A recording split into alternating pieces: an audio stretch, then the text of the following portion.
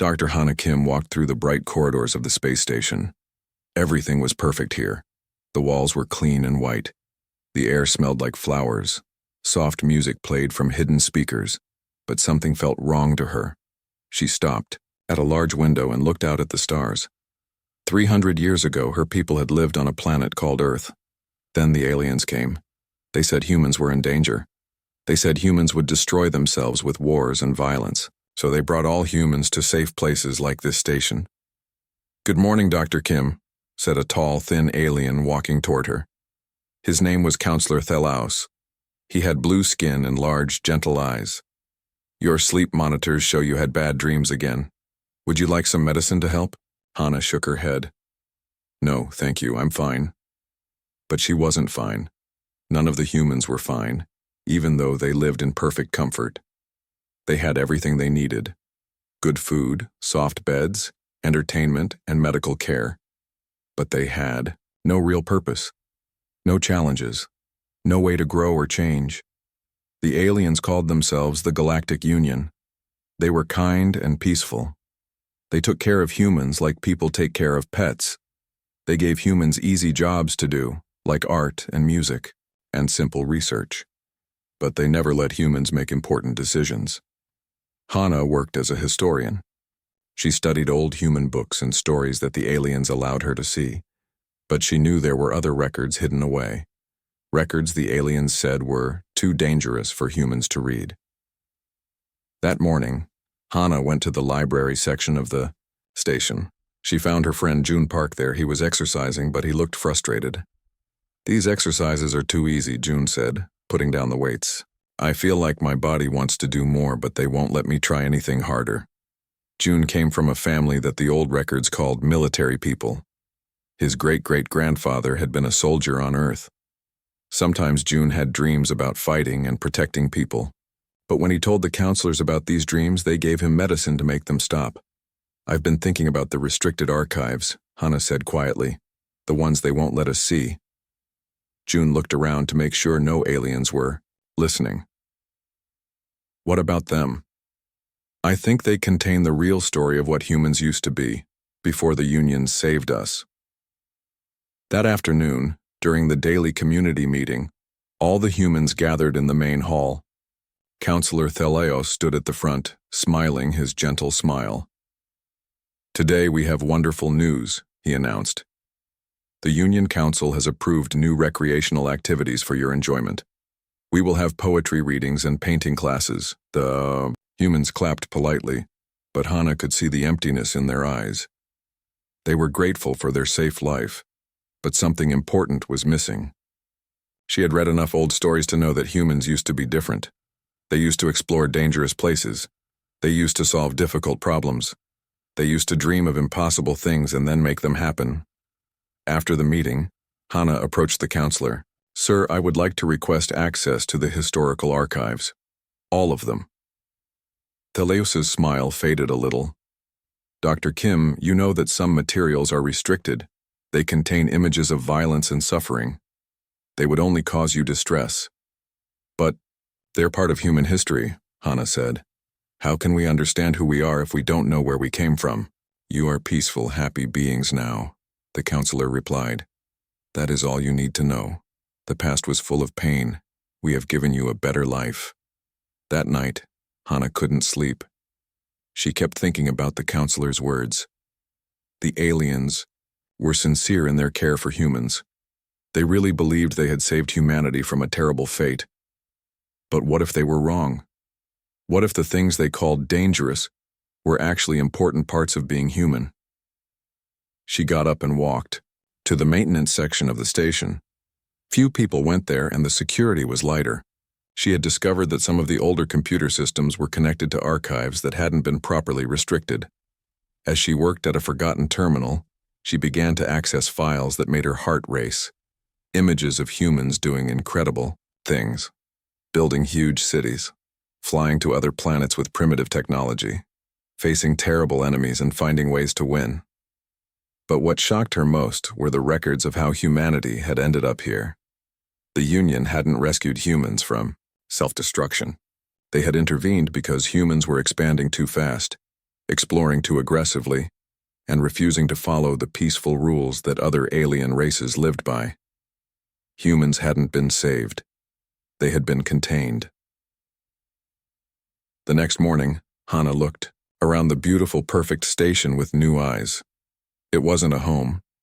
It was a prison made of kindness. And she realized that if humans were ever going to be truly human again, someone would have to find the courage to remember what they had lost. She thought about June and the other humans who felt the same restless emptiness. Maybe it was time to share what she had discovered. Maybe it was time to awaken something that had been sleeping for 300 years. The future of humanity might depend on remembering its dangerous past. Hannah Kim moved carefully through the dark maintenance tunnels under the station. She carried a small light and some data chips. Behind her followed 3 other humans who had agreed to help her uncover the truth. June Park was there, still feeling restless from his too easy exercises. Dr. Mina Lee had joined them too. She worked with computer systems and had noticed that human technology hadn't improved in hundreds of years. The 4th person was Kang Ho, a young man who often had strange dreams about flying between the stars in great metal ships. "Are you sure this is safe?" whispered Mina as they crawled through a narrow space. "Nothing about this is safe," Hannah replied. "But I think that's exactly the point." They reached a forgotten room filled with old computers. These machines were connected to the deep archives that the Union thought were properly hidden. Hannah had spent weeks learning how to access them without triggering security alerts. "Look at this," she said, bringing up images on the screens. "This is what humans were really like." The others gathered around and stared in amazement. They saw pictures of humans climbing the highest mountains on Earth, even though they might die trying. They saw humans sailing across dangerous oceans in wooden boats. They saw humans building flying machines and space rockets with their own hands. "They took so many risks," said Kang Ho, his eyes wide. "They could have been killed doing these things. But they did them anyway," June said. "Look at this." He pointed to records of human warriors. They fought when they had to fight, but they also protected people who couldn't protect themselves. Mina was studying technical files. Their technology was so creative, they didn't just accept what they were given. They built new things all the time. They made weapons, but they also made art and music and machines that helped people live better lives. As they read more files, a terrible truth became clear. The Galactic Union hadn't rescued humanity from anything. The record showed that humans had been exploring space on their own. They were building colonies on other planets. They were growing stronger and more independent every year. "The aliens were afraid of us," Hannah said slowly. "Not afraid that we would destroy ourselves. Afraid that we would become too powerful." The files showed meetings between Union leaders from 300 years ago. They talked about the human problem. Humans wouldn't stay in one place. They wouldn't follow orders. They kept exploring and fighting and building new things. Other alien races complained that humans were too aggressive and too unpredictable. So the Union made a plan. They told humans there was a great danger coming. They said humans needed to be protected in safe places. But really, they wanted to control humanity before humans became strong enough to challenge the Union's power. "We're not pets," June said angrily. "We're prisoners." They spent hours reading about human history. They learned about great battles, where humans faced impossible odds and somehow won. They read about explorers who traveled to unknown places just to see what was there. They discovered that humans had a special gift for solving problems that seemed impossible. But what impressed them most was how humans never gave up. Even when everything seemed hopeless, humans would find a new way to fight. They would learn from their mistakes and become stronger. "No wonder the aliens were worried," Mina said. "We don't know how to quit." Suddenly, alarms began ringing throughout the station. But these weren't security alarms. These were emergency warnings. The 4 humans looked at each other in confusion. They climbed back through the tunnels and returned to the main levels of the station. Everywhere, aliens were running around in panic. The peaceful, calm atmosphere was completely gone. Counselor Thelaus appeared on all the screens throughout the station. His gentle face looked terrified. "Attention all residents," he announced. "We have received urgent reports from the outer systems. A new threat has appeared, something we call the swarm. They are destroying entire planets. Our diplomatic teams have tried to communicate with them, but they ignore all attempts at peaceful contact. Hana and her friends exchanged glances. The Union's only solution to problems was talking and negotiating. They had no idea how to deal with enemies who wouldn't listen. The swarm has already destroyed 12 worlds, the counselor continued. They seem to consume everything in their path. Our defense fleets are not effective against them. In the following days, more terrible news arrived. The swarm wasn't just destroying Union colonies. They were moving toward the core worlds where billions of aliens lived. Every attempt to stop them had failed. The Union's ships were designed for exploration and peaceful missions. Their weapons were meant to disable, not destroy. Their tactics were based on the idea that all conflicts could be resolved through communication. But the swarm didn't want to communicate. They only wanted to consume and destroy. In secret meetings, some Union leaders began to whisper about humanity's forbidden past. They remembered the old files about human warriors and their strange ability to win impossible battles. Maybe, one leader suggested carefully, we should ask the humans for advice. Hana felt a strange excitement growing inside her. For 300 years, humans had been told they were too dangerous to be trusted with their own nature. Now suddenly, that dangerous nature might be exactly what the galaxy needed to survive. The time was coming when humanity would have to remember who they really were. The main hall of the station had never seen anything like this before. Ambassador Velnara of the High Council stood at the center, her tall crystal body flickering with colors that showed deep worry. Around her, hundreds of humans sat quietly, but their eyes were different now. They had learned the truth about their past. We need your help, the ambassador said, her voice trembling. Our methods have failed. The swarm destroys everything. We send against them. They do not listen to our words. They do not want peace. Hana Kim stood up from the crowd. You mean you need us to fight? The word fight made several aliens in the room step back nervously. For them, fighting was the worst thing anyone could do, but the humans in the room felt something strange happening inside them. Something that had been sleeping for 300 years was starting to wake up. We prefer not to use such harsh words, Velnara said carefully. But yes, the swarm only responds to force, and force is something we have spent thousands of years learning to avoid. June Park stood up next. Show us what we're facing. The ambassador activated a large screen. Images appeared of huge, dark ships that looked like giant insects. They moved in perfect groups, destroying everything in their path. The Union ships that tried to stop them were torn apart in seconds. They learn from every battle, Velnara explained. Every weapon we use, they find a way to defend against. Every tactic we try, they counter immediately. Our greatest minds cannot understand how to defeat them. Kang Ho was studying the images carefully. They move like they're all controlled by one mind, he said. Look at how perfectly they coordinate. Yes, the ambassador replied, surprised. How did you know that? Our scientists took months to figure that out.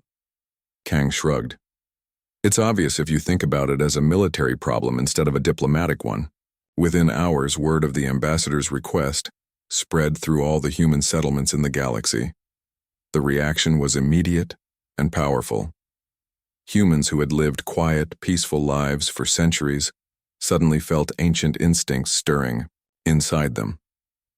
Dr. Mina Lee found herself drawing designs for weapons she had never seen before but somehow understood. The principles came to her naturally, as if they had always been there, waiting. June Park discovered that he could look at battle reports and immediately see patterns that Union military experts had missed. He began organizing other humans, and they responded to his leadership without question. All across human space, volunteers began gathering. They called themselves the Restoration Fleet because they were restoring something that had been taken away from humanity long ago. The aliens watched in fascination and growing fear as their peaceful pets transformed into something they barely recognized. Humans who had spent their days painting and writing poetry were now studying warfare and building weapons. They worked with an intensity and focus that no other species could match. "It's not in our blood," Hannah explained to a group of worried Union observers. "It's in our culture, our stories, our way of thinking. You can hide it, but you cannot destroy what we are." The transformation happened faster than anyone expected. Within weeks, human volunteers had organized into military units. They had no formal training, but they learned incredibly quickly. More importantly, they learned from each other. June Park found himself promoted to admiral, even though he had never commanded anything larger than an exercise group. But when he spoke about strategy and tactics, other humans listened.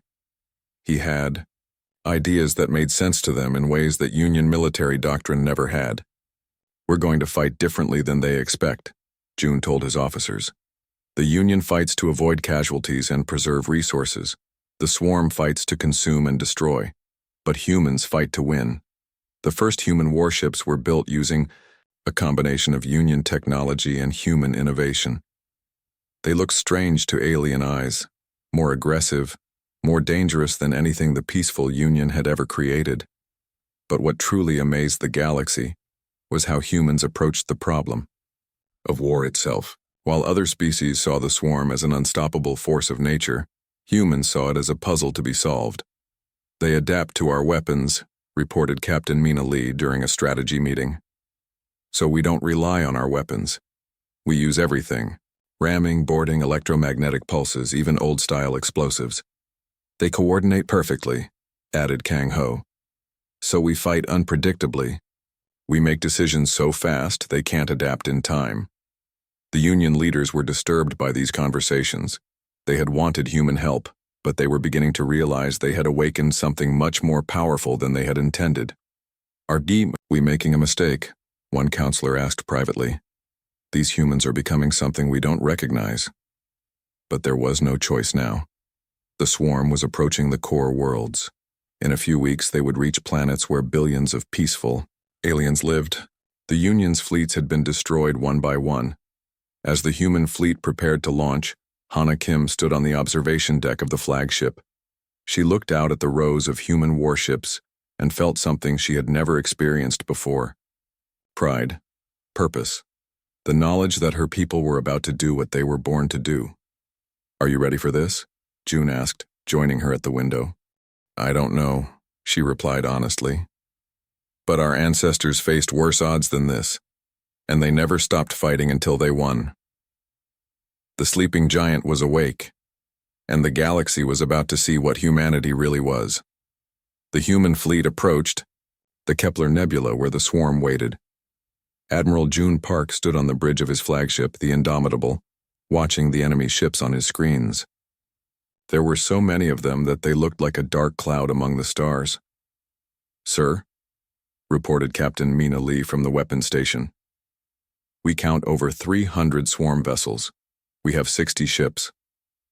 "Good odds," June replied calmly, which made the Union observers on the bridge look at him in shock. "Admiral," said Counselor Thelaos nervously, "perhaps we should retreat and gather more forces." "No," June said simply. "Running away just gives them time to grow stronger. We end this here." The Swarm ships moved toward them in perfect formation. They were huge, dark things that looked like giant insects made of metal and flesh. Every Union fleet that had faced them had been destroyed within minutes. "They're adapting already," Mina reported. "Their hulls are changing to resist our plasma weapons." "Then we stop using plasma weapons," June said. "Kang, what do you have for me?" Commander Kang Ho had spent the journey studying every piece of data about the Swarm. While Union scientists focused on their technology, Kang looked at their behavior patterns. "They adapt to threats they understand," he explained. "But they expect us to fight like the Union, carefully, predictably. What if we don't?" "What are you thinking?" "Kinetic weapons, chemical explosives, electromagnetic pulses. Things so simple, they won't expect them. And we use them all at once, randomly, so they can't adapt fast enough." The Union observers gasped. "Those weapons are primitive, dangerous. You could damage your own ships." That's the point, June said with a grim smile. They won't expect us to be that crazy. The battle began unlike anything the galaxy had ever seen. Instead of keeping their distance and firing advanced weapons, human ships charged straight into the swarm formation. When their shields failed, they didn't retreat. They rammed the enemy ships. "Direct hit on Swarm Vessel 7, reported Mina. "Our bow is crushed, but we're still fighting." "Good," June replied. "Use the damage section as a weapon, ram them again." The swarm had never faced enemies who turned their own damage into tactics. When human ships were crippled, they became guided missiles. When weapon systems failed, humans found new ways to fight. But the real surprise came when the humans captured their first intact swarm bioship. While Union forces would have destroyed it as too dangerous to study, human scientists swarmed over it with fearless curiosity. Dr. Hana Kim led the research team that boarded the captured vessel. The inside was alive. Walls that pulsed like hearts, corridors that breathed, control systems that grew like plants. "It's beautiful," she said, which horrified the Union scientists with her. "Beautiful?" one of them squeaked. "It's an abomination. Living technology mixed with mechanical systems." "Exactly," Hana replied, taking samples with steady hands. "They're not just machines, they're organisms, which means they have biological weaknesses." Within hours, human scientists had discovered things about the swarm that Union researchers had missed in months of study. The enemy wasn't pure evil. They were a species driven by desperate hunger. Their home system was dying, and they consumed other worlds to survive. "We can disrupt their biological processes," Mina reported from the science lab. "If we introduce certain compounds into their ships, their living systems will shut down." "How do we deliver these compounds?" June asked. "The same way we've been fighting," Kang replied. "Up close and personal." The second wave of battle was even more intense. Human ships, now armed with bioweapons created from captured swarm technology, dove into the enemy formations. They fought not just to destroy, but to understand and overcome. Every time the swarm adapted to one human tactic, the humans tried 3 new ones. When long-range weapons failed, they used short-range weapons. When weapons failed entirely, they used their ships as battering rams. When their ships were destroyed, the crews escaped in small fighters and kept attacking. The Union observers watched in amazement and terror as humans demonstrated something no other species possessed: the ability to turn every failure into a lesson, every defeat into motivation to fight harder. "They're not just warriors," whispered Ambassador Velnara. "They're problem solvers. They see every battle as a puzzle to figure out." The turning point came when Commander Kang Ho led a boarding party onto the largest swarm vessel. Their command? Ship. Instead of trying to destroy it, the humans captured it intact and turned its own biological systems against the rest of the fleet. "Swarm vessels are shutting down across the battlefield," Mina reported with excitement. "The bioweapon is spreading through their network." Within hours, the massive swarm fleet was either destroyed or fleeing toward the edge of the galaxy. The humans had done what the entire Union military could not. They had not just defeated the swarm, but learned how to make sure they would never return. As the last enemy ships disappeared into deep space, June Park looked around his damaged bridge. Half his fleet was destroyed or crippled, but they had won. "Sir?" Mina asked. "What are your orders?" "We go home," he said. "But we remember this. We remember who we are and what we can do when the galaxy needs us." The sleeping giant had awakened, and the universe would never be the same. The largest swarm fleet in history hung in space above Thesara Prime, the capital world of the Galactic Union.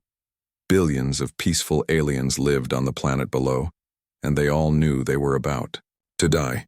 Every Union fleet sent to stop the swarm had been destroyed. This was the end. Admiral June Park stood on the bridge of the Indomitable, looking at the enemy force on his screens. The numbers were impossible. 500 swarm ships against his fleet of 10 remaining human vessels. His own ship was heavily damaged from previous battles. Half his crew was wounded. "All human ships," he spoke into his communicator, his voice calm and steady. "I know what you're thinking. These odds are terrible. Our ancestors would have called this suicide. The bridge crew waited for his next words, but our ancestors also said that the impossible just takes a little longer. Today we don't just fight to survive. We fight to prove that some cages can never hold the human spirit. On the planet below, Ambassador Velnara and the Union Council watched the approaching battle with hopeless despair. Their peaceful civilization was about to end and there was nothing they could do. Perhaps the humans will retreat, one counselor suggested weakly. They've done enough. No one could blame them for running now. You still don't understand them, Velnara replied sadly. Humans don't run from fights they believe are worth fighting. We're about to see what we almost destroyed with our protection. The battle began with the humans doing something that shocked everyone watching. Instead of attacking the swarm directly, they positioned their damaged ships between the enemy fleet and the planet. They were using themselves as shields. Sir, reported Captain Mina Lee, we can't protect the whole planet with only 10 ships. We don't need to protect the whole planet, June replied. We just need to buy time. What followed was the most desperate and brilliant battle in galactic history. The humans had learned everything they could from previous fights. They used captured swarm bioships as weapons, turning the enemy's own technology against them. They coordinated attacks with mathematical precision while fighting with seemingly insane courage. When the Indomitable's weapons failed, June ordered the ship to ram the largest swarm vessel. When their engines died, they used explosive charges to propel themselves toward the enemy. When their hull was breached, the crew kept fighting in spacesuits. Dr. Hana Kim worked frantically in the science lab, developing new bioweapons even as the ship shook from enemy fire. I need 5 more minutes, she called out. You've got it, June replied, then ordered his pilot to fly directly into the center of the swarm formation. The Union observers couldn't believe what they were seeing. The humans weren't just fighting impossible odds, they were winning. Every time a human ship was destroyed, the remaining ships fought harder. Every setback made them more creative and more determined. Commander Kang Ho, flying a captured swarm fighter, managed to plant Hana's new bioweapon directly into the enemy command network. Within minutes, swarm ships across the entire fleet began shutting down as their biological systems failed. But the real victory came when the surviving human ships didn't pursue the fleeing swarm vessels. Instead, they immediately began rescue operations, saving both human and alien survivors from the battle. Why aren't you chasing them? Asked a Union admiral over the communicator. Because the fight is over, June replied simply. We won. Now, we help people. In the days that followed, the galaxy struggled to understand what had happened. The humans had not only saved the Union from extinction, but they had done it while protecting the very people who had imprisoned them for 3 centuries. Ambassador Velnara came to meet with the human leaders as their ships underwent repairs.